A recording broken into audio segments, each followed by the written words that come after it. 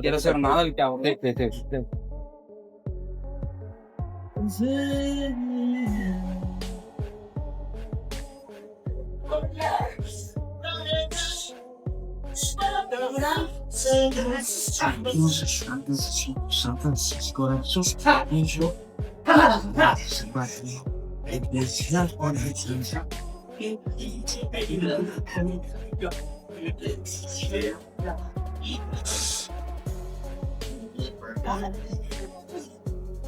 ¡Tiempo!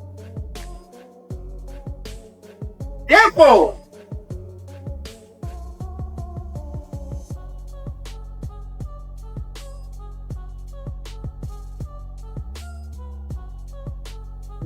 ¡Tiempo!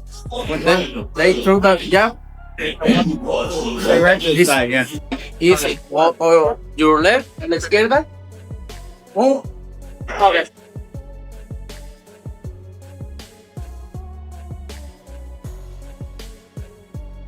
Tiempo! From it. Lights. No. After losing to Rolly Romero, Ryan Garcia did not panic or make noise. He simply went back home, and that detail matters more than people realize. Him returning to train in Canelo camp under Eddie Reynoso is not a sudden move or a surprise decision. It is going back to the environment where his development felt natural, focused, and made real sense.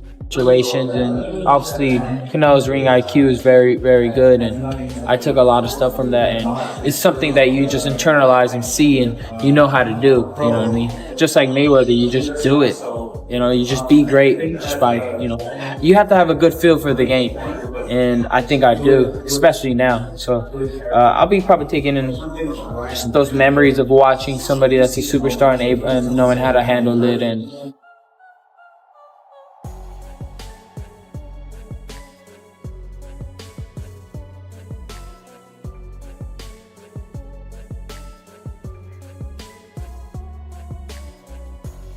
Yeah, right.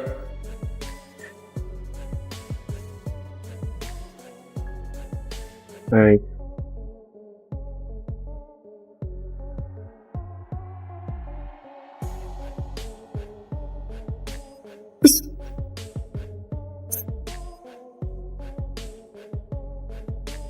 This is the place where Ryan learned structure, patience, and what true championship habits actually look like. Canelo has always played the role of a calm guide who recognizes raw ability, but understands that talent only lasts with discipline and control in the real world. Ryan clearly fits the profile of a fighter who is gifted, explosive, and emotional, and performs best when someone brings balance and direction instead of feeding the chaos around him.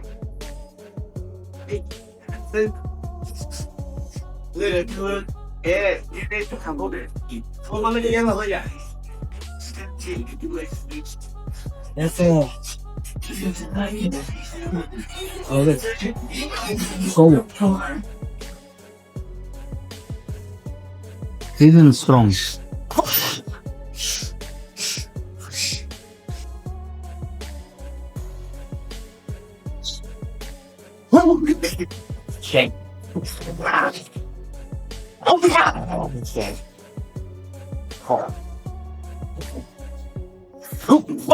What stands out most is how natural this reunion feels. There is no tension, no rebuilding trust, just work being done like Ryan never truly left in the first place. Canelo has always wanted what is best for him, even during the times Ryan went his own way, and now he is being brought back with the same clear message, mature focus, and become dangerous the right way. he's teaching me a lot of stuff, giving me pointers. You've seen in the ring, and It's not getting better.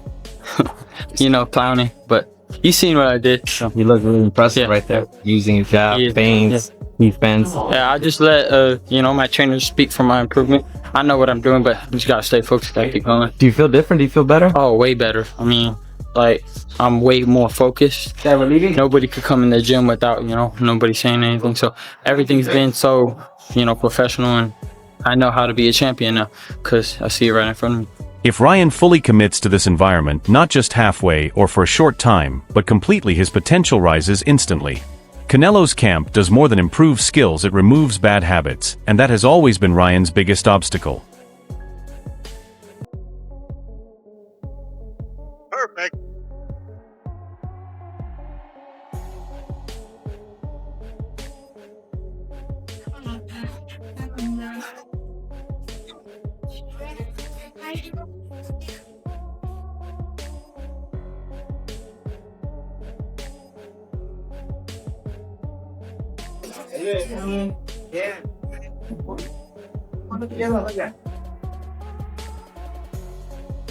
Eso.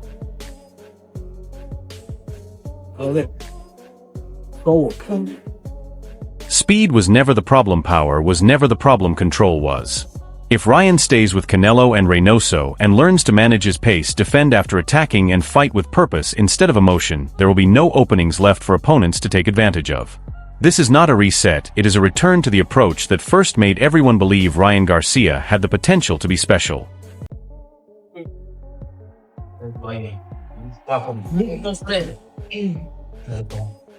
Por acá.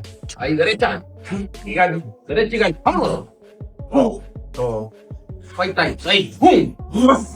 Mano arriba. Ahí. Todo. Ahí. Bien. Ahí, vámonos. Venga. Eso, ya le vuelta. What I like about Bob Santos is that he does not focus on creating drama, he focuses on accountability, and that is far more important for Ryan Garcia than any trash talk. When Santos talks about why Mario Barrios brought in Joe Goosen, it is not painted as a clever tactic against Ryan, it is presented as a reality check. 2 draws in a row were simply not acceptable, and Santos openly accepts responsibility for that, which shows this camp is honest and willing to face the truth. I've known Joe, he's a mentor of mine. Joe's one of the most straightforward guy, no nonsense. There ain't no mole, there ain't no none of that. Now, Ryan, where he gets that from, again, you start getting people in your head and putting conspiracy theories and saying this or saying that, or people trying to use whatever to get close to you, or maybe he's just saying it because he wants to sell the paper. I don't know what the reasoning is behind it. I know one thing, Joe would never sell his fight. When he talks about the Pacquiao fight, he immediately shuts down the idea that nerves were the problem, pointing out that Barrios had already fought on huge stages against Tank Thurman and Manny Pacquiao. The real issue was clarity, too many voices, too many ideas, and not enough urgency. That is why bringing in Goosen matters: one coach, one plan, no distractions. When Santos talks about the mole rumors, he brushes it off with experience, saying knowing a fighter's habits is not betrayal, it is boxing. Every trainer who works with a fighter sees patterns. Fights are won with execution, not secrets, and the moment that really hits is when Santos puts the responsibility back on Ryan. But I know what he's capable of. I know if he prepares. I know if he listens to Joe in the corner and does what he needs to do with his physical capabilities, I think he has a variety of things that Ryan Garcia can't do. Ryan Garcia, has yet to win a world championship, and Ryan Garcia has not fought the level of competition that Mario Barrios has. He makes it clear that Ryan is not overlooking anyone because after the Rolando Romero loss, his career does not allow for that. Santos presents this fight as a defining moment for Ryan, not about hype or content, but about legacy. Either he proves he belongs at the world level, or he settles into the almost category for good. When Santos analyzes the matchup, calling it 6,535, depending on which Barrios shows up, it is not disrespect, it is confidence based on experience, size, versatility, and fights against top opponents.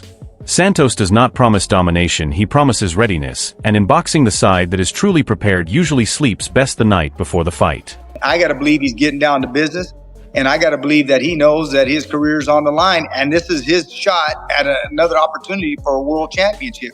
And he wants to solidify his legacy. Do you want to be the guy that, you made a lot of money in the sport, but you never won a world championship? Right.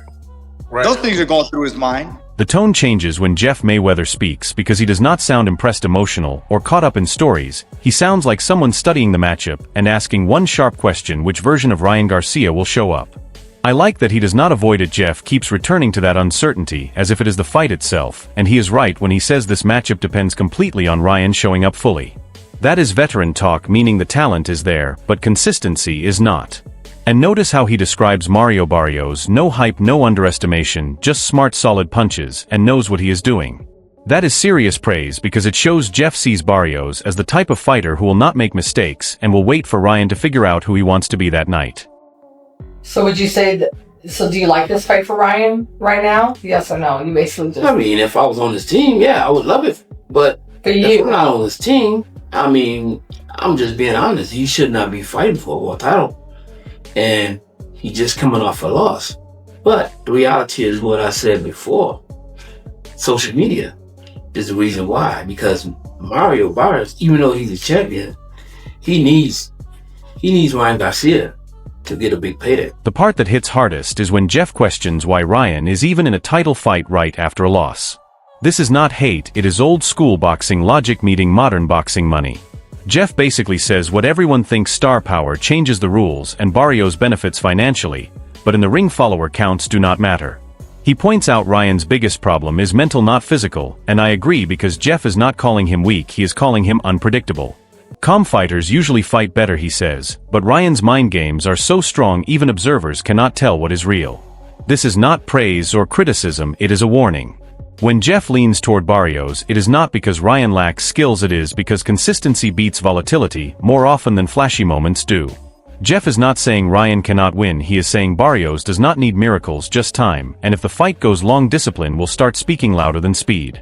Well, I think if Ryan doesn't win this fight, and I'm not gonna say his career is over, but he definitely should not be fighting for another world championship no time soon. Ryan is a brilliant fighter. I'm not saying that he's a bad fighter or anything, but he's a brilliant fighter, and I mean, probably got one of the best left hooks in boxing history. So would you be yelling, throw the hook? I think I would be. That's his bread and butter. So that's what he needs to do.